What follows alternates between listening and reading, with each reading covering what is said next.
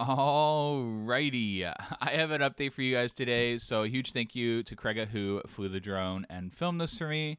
Outside of that, I've gone through the roughest 24 hours, guys. If I could only begin to tell you medically, the last 24 hours, it was crazy.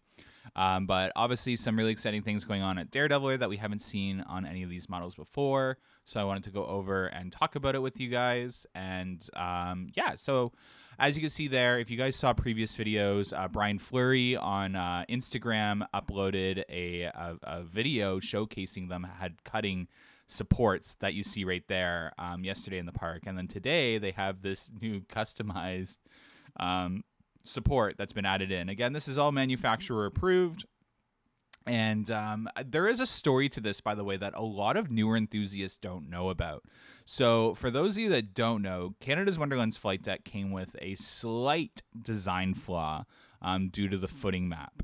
And again, this is hearsay, but this is pretty like confirmed hearsay. But I don't think the park's come out and made a statement about this. But if you look, flight deck has always had like a height restriction to it, like a max rider height. And in the corkscrew, it's funny that it ended up being the corkscrew because that's what reminded me about this, is that last footing there, that footing that you see there, it was ever so slightly just off. So the closeness to the track was a little closer than other models.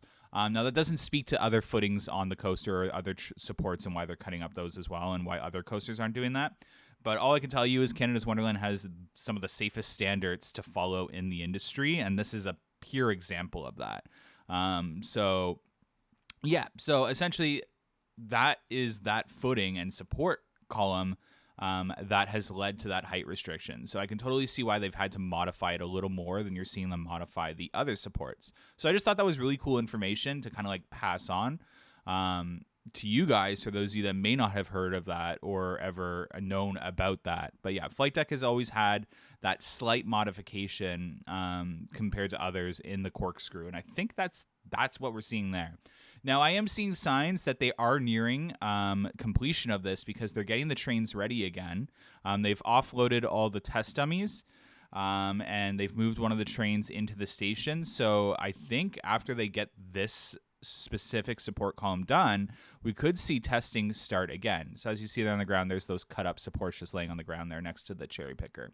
But yeah, I'm not going to begin to predict when this is going to open because every time we do that, it ends up being more delays and more delays. So I feel like I'm the curse in terms of that. So let's just watch what's going on. But the Daredeviler sign, which I'll post on Patreon, is actually really cool. It might be one of the best ride signs out there.